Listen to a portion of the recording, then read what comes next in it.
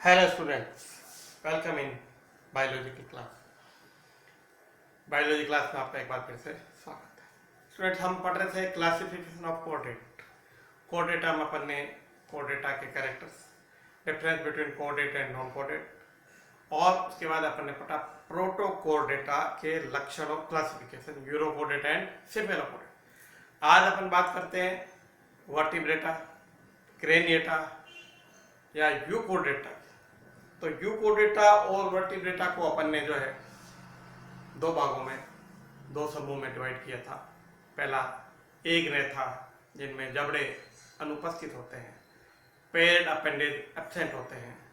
दूसरा ग्नेथोस्टोमेटा, जिनके मुख में जबड़े पाए जाते हैं। तो यहाँ अपन बात करें फाइलम वर्टिब्रेटा, यूकोडेटा या क्रेनिएटा। इसको दो भागों में डिवाइड किया, एग्नेथा और नेथोस्टोमेटा। यहाँ जी साइलेंट रहता है इसलिए अपन बोलते हैं नेथोस्टोमेटा। कई लोग इसको ग्नेथोस्टोमेटा भी लिखते हैं। एग्नेथा में जबड़े अनुपस्थित हैं, तब जबड़े मुंह में नहीं होंगे तो मुंह साइक्लो गोल हो जाएगा, गोल मुख वाले हो जाएंगे। इनमें पेयर्ड युग्मित उपान अनुपस्थित है। इनके अंदर जो मुख्य लक्षण जो पूछा जा सकता है, तो जो इनर ईयर है, अंतःकरण है, उसमें 3 सेमी सर्कुलर कैनाल होती है, अर्धवर्तुल नलिकाएं। वो विकसित कोऑर्डिनेटा में, ये निम्न स्तर के कोऑर्डिनेटा हैं, इसलिए इनमें 2 सेमी सर्कुलर कैनाल, अर्धवर्तुल नलिका पाई जाएंगी। 2 semi circular canal inner ear में पाए जाएंगे। स्टूडेंट, एग्नेथा को अपन ने 2 क्लासेज में डिवाइड किया था, ओस्ट्रेकोडर्माई और साइक्लोस्टोमेटा। तो ओस्ट्रेकोडर्माई अब नहीं पाए जाते हैं, एक्सटिंक्ट हो गए, लुप्त हो चुके हैं। इनको फर्स्ट वर्टिब्रेट्स माना जाता है। कॉम्पिटिटिव क्वेश्चन आता है, फर्स्ट वर्टिब्रेट एनिमल कौन से है? तो ओस्ट्रेकोडर्माई है, जो एग्नेथा में रखे गए थे, जो वर्टिब्रेटा का एक ग्रुप है। साइक्लोस्टोमेटा गोल मुंह वाले, साइक्लो मीन्स गोल, स्टोम यानी मुख, एटा अनुपस्थित। साइक्लोस्टोमेटा में 7 पेयर्स गिल स्लिट्स पाए जाएंगे, 7 जोड़ी गिल स्लिट्स पाए जाएंगे। इनका जो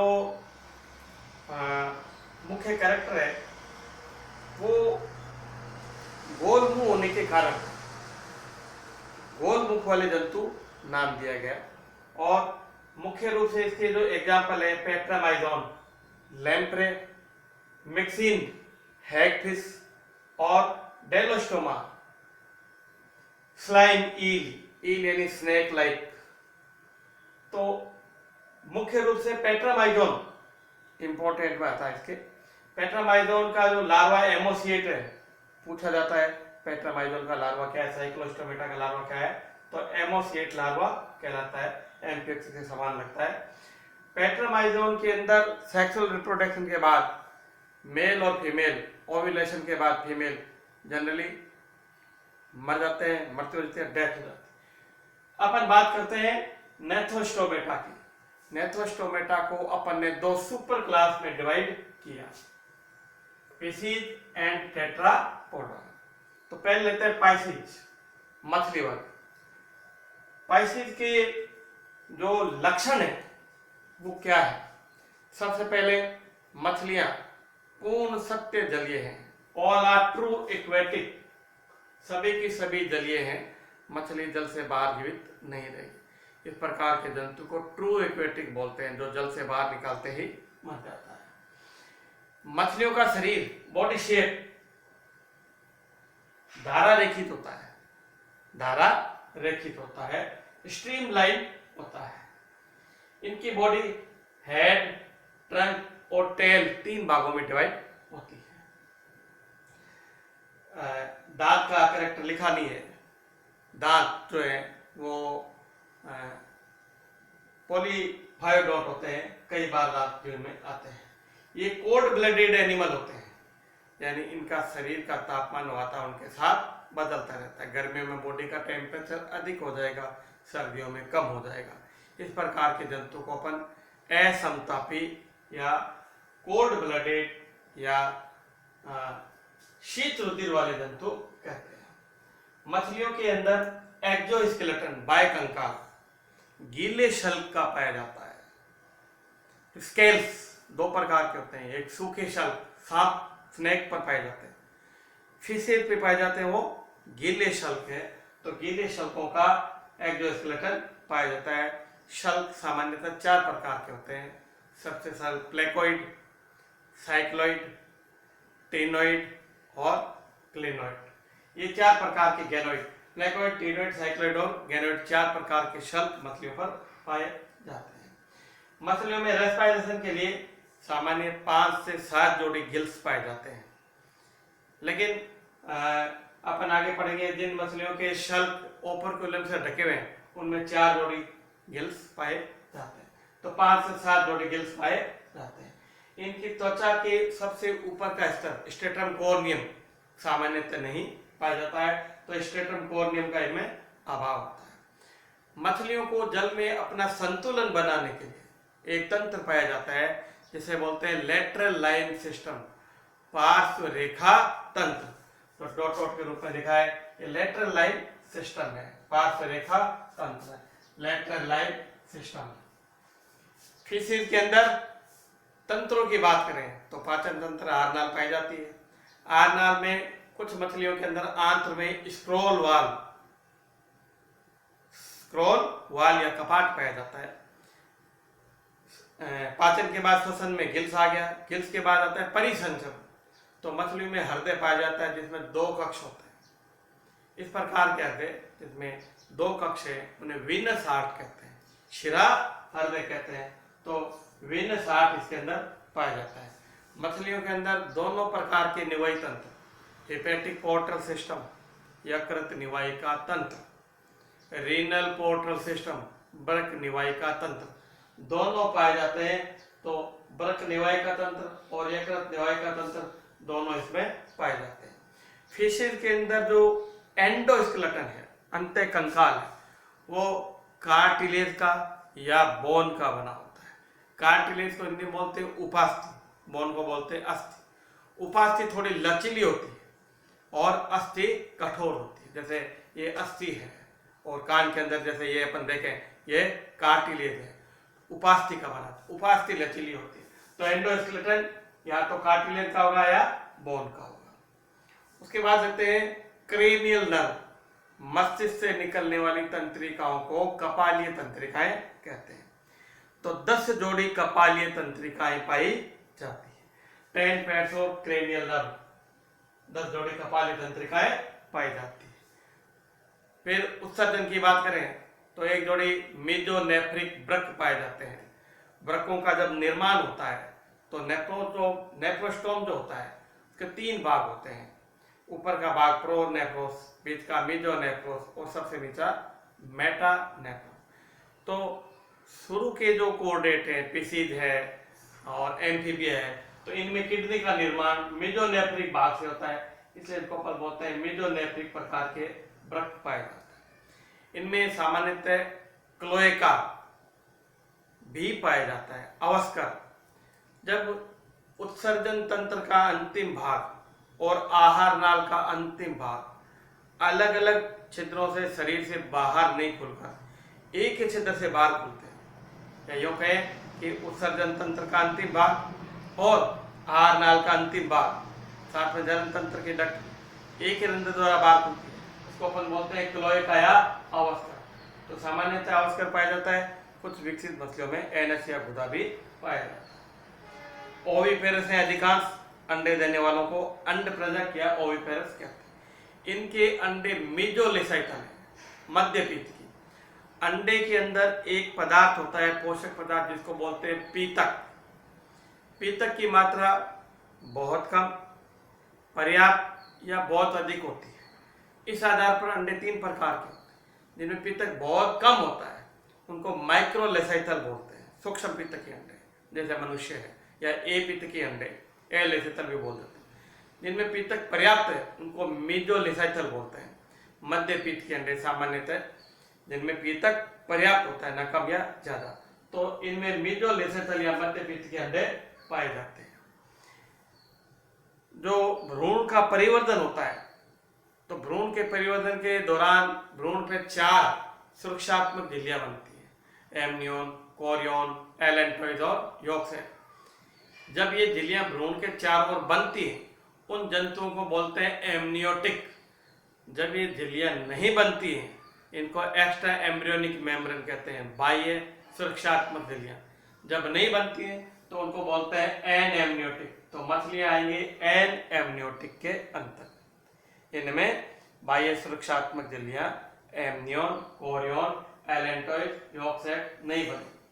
फिर आता है विजलन। युग्मनज में होने वाले विभाजन को विजलन कहते हैं, जो समसूत्री विभाजन के समान होता है लेकिन निश्चित तलों में होता है। इन तलों के आधार पर इसमें जो विजलन या क्लीवेज होगा वो होलोब्लास्टिक होगा। होलो यानी पूर्ण, ब्लास्ट यानी विभाजन। बनने वाली कोशिका पूर्ण रूप से विभाजित होती है, तो होलोब्लास्टिक विजलन या क्लीवेज कहते हैं। जो अनइक्वल या डिस्कोइडल, आगे आप पढ़ेंगे 2 प्रकार जो है, इक्वल भी होता है, अनइक्वल भी, डिस्कोइडल भी होता है। तो अनइक्वल में छोटी कोशिका या बड़ी कोशिकाएं बन सकती है। सामान्यतः इनमें लार्वा नहीं बनता है, सामान्यतः इनमें लार्वा नहीं बनता है। जब लार्वा नहीं बनता है तो इस प्रकार के विभाजन को अपन कहते हैं प्रत्यक्ष परिवर्धन। इस प्रकार के परिवर्तन को डायरेक्ट डेवलपमेंट कहते हैं। मछलियों में शिशु अवस्था पाई जाती है, लार्वा नहीं पाया जाता है। मछलियां में माइग्रेशन होता है। समुद्र से कुछ मछलियां तालाब की ओर जाती हैं अंडे देने के लिए, क्योंकि उनका भ्रूणीय परिवर्तन तालाब में होता है। तालाब से वापस समुद्र में आती है। कुछ मछलियां तालाब से समुद्र में जाती हैं, उनका भ्रूणीय परिवर्तन तालाब में होता है और वापस वो समुद्र से आ जाती है। तो इस प्रकार के माइग्रेशन को 2 भागों में बांटते हैं, एक कैटाड्रोमस माइग्रेशन, दूसरा एनाड्रोमस माइग्रेशन। जब मछलियां समुद्र से लवणीय जल में आती हैं तो इसको बोलते हैं कैटाड्रोमस। जब मछलियां लवणीय जल से समुद्र में लवणीय जल में जाती हैं तो उसको बोलते हैं एनाड्रोमस। ये 2 प्रकार के माइग्रेशन है। मैं समझता हूं ये लक्षण आपको अच्छी तरह समझ आ गए होंगे। अब अपन बात करते हैं पीसीज के क्लासिफिकेशन। तो पीसीज में जो मछलियां हैं, मोटे तौर पर उनको अंतःकंकाल के आधार पर 2 भागों में बांटते हैं। एक दिन में अंतःकंकाल कार्टिलेज का बना है, उनको रखा गया कॉन्ड्रिक थीथ के अंदर। दूसरी दिन के अंदर बोन का बना है, उनको रखा गया ओस्टिक थीथ के अंदर। इससे पहले एक वर्ग जो था डिप्लॉइड, उसकी फिशेज लुप्त हो चुकी हैं, इसलिए उसके बारे में अपन यहाँ नहीं लिया। अपन मुख्य रूप से बात करते हैं कॉन्ट्रैक्ट थीथ और ओस्टिक थीथ, अस्थिर मछली और उपास्थिर मछली। तो जिन मछलियों का अंतःकंकाल बोन का बना है उनको अपन बोलेंगे बोनी फिशेज या ओस्टिक थीथ, लेकिन जिनका एंडोस्केलेटन कार्टिलेज का बना है उनको बोलेंगे उपास्थिर मछली या कॉन्ट्रैक्ट। ध्यान से देखिएगा, ये बड़े स्पष्ट अंतर है जो अधिकतर एग्जाम में पूछे जाते हैं।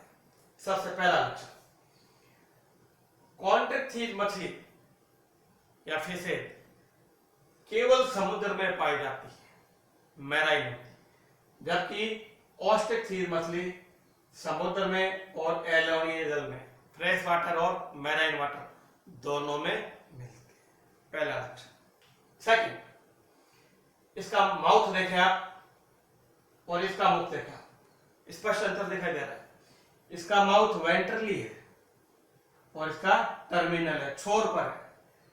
तो उपास्थिर मछली का मुख वेंट्रल भाग में है, जबकि बोनी फिशेज का जो मुख है वो अग्र छोर पे है, टर्मिनल है या किनारे पर स्थित है। इसके 5 से 7 जोड़े गिल्स खुले पाए जा रहे हैं, जबकि यहाँ गिल्स के ऊपर 4 जोड़े गिल्स है, उनके ऊपर एक ढक्कन पाया जाता है जिसको ओपर्क्यूलम नाम देते हैं। प्राच्छद हिंदी में बोलते हैं, प्राच्छद जो गिल्स को ढके हुए होता है। गिल्स जो श्वसन का कार्य करते हैं, मैं पहले बता चुका हूँ। गिल्स के अंदर से जब पानी आता है और जाता है तो गिल्स के चारों ओर जो रक्त का प्रवाह होता है, वो रक्त जल में से घुलित अवस्था में ऑक्सीजन को लेता है और CO2 छोड़ता है, इसलिए फिशेज मुख से पानी को लेती रहती है और गिल से बाहर निकालती रहती है।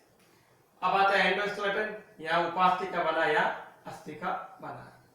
शल्क जो 4 प्रकार के बताए, इनमें सबसे सरल शल्क है प्लेकोइड प्रकार के स्केल्स जो उपास्थि मछली में पाए जाते हैं। अस्थिल मछली में अन्य 3 प्रकार के शल्क पाए जाएंगे जो मैंने यहाँ लिखा है, साइक्लोइड, टीनोइड और गैनोइड। यहाँ लिखा है प्लेकोइड शल्क, तो यहाँ केवल प्लेकोइड शल्क पाए जा रहे हैं, जबकि यहाँ तीनों प्रकार के शल्क या स्केल्स पाए जा रहे हैं। उसके बाद बात करें आहार नाल में, तो जो कार्टिलेजियस फिशेज है उनकी इंटेस्टाइन में स्क्रोल स्प्रिंग की तरह एक कपाट पाया जाता है, इनमें नहीं पाया जाता है, इसलिए स्क्रोल कपाट इंटेस्टाइन में प्रेजेंट है या एब्सेंट है या अनुपस्थित है। बोनी फिशेज के अंदर लंग्स के साथ जुड़े हुए एयर सेक पाए जाते हैं, इनमें एयर भरी होती है, इसमें O2, CO2 और नाइट्रोजन होती है। ये हाइड्रोस्टेटिक का कार्य करते हैं, एक प्रकार के जल कंकाल का हाइड्रोस्टेटिक का कार्य करते हैं, हल्का भी बनाते हैं। तो एयर शेक या वाताशय हिंदी में बोलते हैं, उपास्थि मछली में नहीं पाए जाएंगे, अस्थिल में पाए जाएंगे। कार्टिलेजियस फिशेज के अंदर मेल के अंदर क्लेस्पर पाए जाएंगे जो कोपुलेटरी ऑर्गन है, मैथुन क्रिया में सहायक होता है, यहां पर अनुपस्थित है। उपास्थि में सामान्यतः क्लोका ही पाया जाता है, अवस्कर पाया जाता है, लेकिन बोनी फिशेज के अंदर सामान्यतः NS भी पाया जाता है। उपास्थि मछलियों में हेड वाले रीजन, सिर भाग, ताप को ग्रहण करने के लिए एक संवेदी संरचना होती है जिसको बोलते हैं एम्पुला ऑफ लॉरेंजाइन, पाया जाता है। उपास्थि में इधर नहीं पाया जाता है। इनमें सामान्यतः इंटरनल फर्टिलाइजेशन होता है, आंतरिक निषेचन, जबकि इनमें सामान्यतः एक्सटर्नल फर्टिलाइजेशन, जल के अंदर निषेचन होता है। इनमें सामान्य उत्सर्जित पदार्थ यूरिया होता है, सामान्य यूरिया होता है, यूरिया, जबकि अस्थिल मछलियों के अंदर यूरिया के स्थान पर जो उत्सर्जित पदार्थ है वो क्रिएटिनिन है या TMA, ट्राई मिथाइल अमीन, इस प्रकार के उत्सर्जित पदार्थ पाए जाते हैं। क्रिएटिनिन मुख्य उत्सर्जित पदार्थ होता है। ये तो बात हुई अंतर की, तो 12 अंतर डिफरेंसेज हैं बोनी और कार्टिलेज फिशेज में। अगर आप ये याद कर लेते हैं तो आपको फिशेज का कॉन्ट्रैक्ट और ओस्ट्रिक याद नहीं करना पड़ेगा, क्योंकि इनके कैरेक्टर ही ये हैं। और पहला क्लास जो है वो एक्सटिंक्ट हो गया, लुप्त हो गया, तो उसके कोई कैरेक्टर्स नहीं। अब बात करते हैं एग्जांपल्स की। सामान्यतः उपास्थि मछलियों में एक कैरेक्टर है स्टूडेंट्स, इनकी पूंछ हेटेरोसर्कल है, पूंछ हेटेरोसर्कल है। इनकी पूंछ कैसी है? होमोसर्कल है। तो आप इसको नोट कर लें यहाँ 13 नंबर 13 पे, टेल हेटेरोसर्कल है,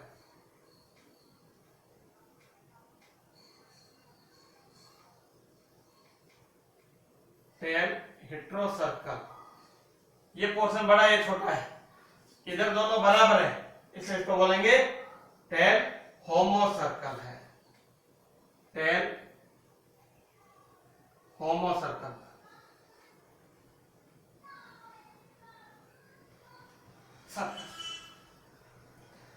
सामान्यतः उपास्थि मछलियों को शार्क, रे, स्केट्स नाम देते हैं, शार्क, रे, स्केट्स नाम देते हैं। उदाहरण स्कोलेडोन, डॉग फिश, कुत्ता मछली। डॉग फिश या कुत्ता मछली कॉमन फिश है। इसको डॉग फिश क्यों कहते हैं? क्योंकि इसमें ये कोई भौंकते नहीं है, कई स्प्रेड कहते हैं कि कुत्ते के समान भौंकती होगी, भौंकते नहीं है। इसमें स्मेल की, सूंघने की क्षमता ज्यादा होती है, और स्ट्रक्चर के आधार पर इसको स्कोलेडोन या सूंघने के आधार पर डॉग फिश नाम दे रहे हैं। तो उसका एग्जाम्पल है स्टिगोस्टोमा, टाइगर फिश, टाइगर के समान चल जाएगी ना या स्थिर ना, इसका हेड हथौड़े जैसा होता है, इसलिए इसको अपन हथौड़ा मछली, हैमर हेडेड कहते हैं। प्रिस्टिस या आरा फिश स्ट्रक्चर के आधार पर, टारपीडो इलेक्ट्रिक रे विद्युत मछली बोलते हैं। विद्युत मछली जल के अंदर जब इसका कोई शत्रु आता है तो इसके अंदर एक विद्युत अंग पाया जाता है, विद्युत अंग से हल्का सा करंट जल में छोड़ देती है, तो इससे छोटे जंतु जो हैं वो करंट के कारण दूर हो जाते हैं और ये अपना बचाव करते हैं। काइमेरा, इसे रेड फिश चूहा मछली भी कहते हैं और हेरिंग का राजा या प्रेत शार्क भी कहते हैं। राइनोडोन, ये शार्क है जो सबसे बड़ी है लिविंग के अंदर, सबसे बड़ी जीवित शार्क।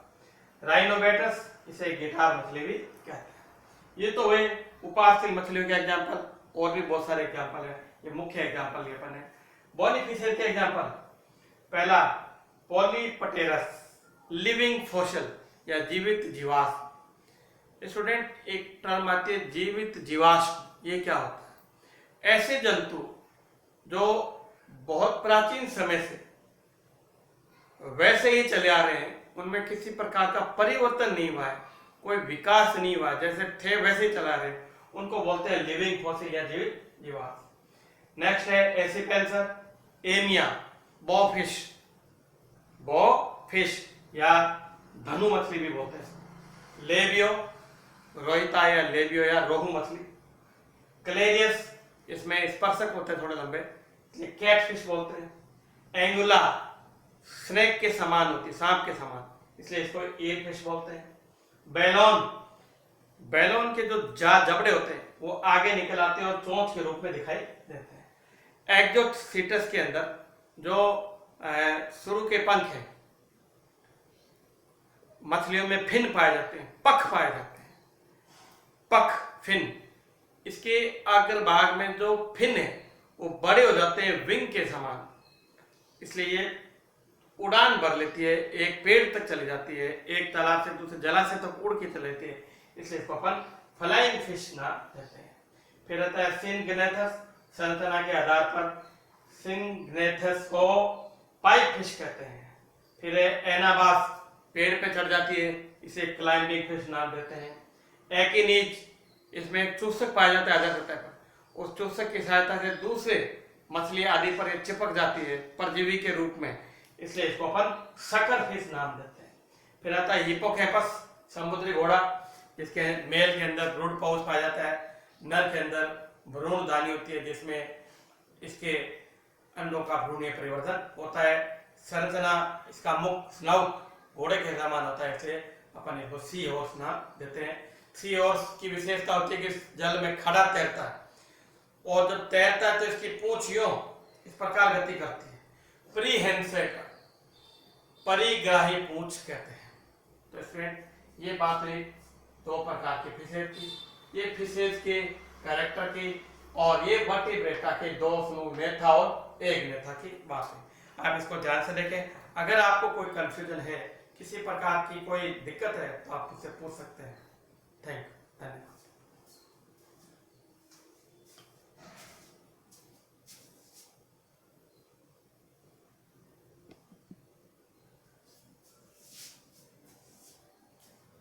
इसमें फिशेज के कैरेक्टर,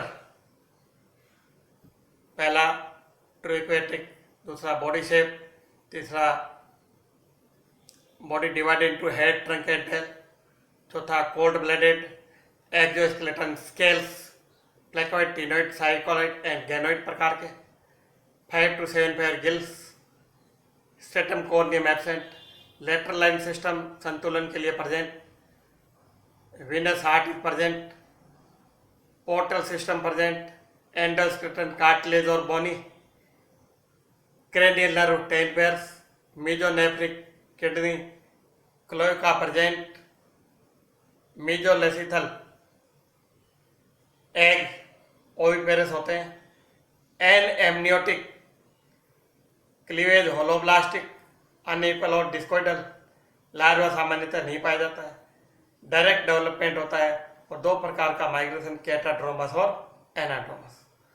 अब बात करते हैं कॉन्टेक्सिस और ऑस्टेक्सिस की। तो दोनों का स्ट्रक्चर ध्यान से देखें आप। पहले दोनों में माउथ देखें, उसके बाद गिल्स और ओपरक्युलम देखें, उसके बाद टेल का कैरेक्टर होमो सर्कल और हेटेरो सर्कल, फिर माउथ वेंट्रली और टर्मिनल, और ये सामान्य कैरेक्टर और इसके एग्जाम्पल्स।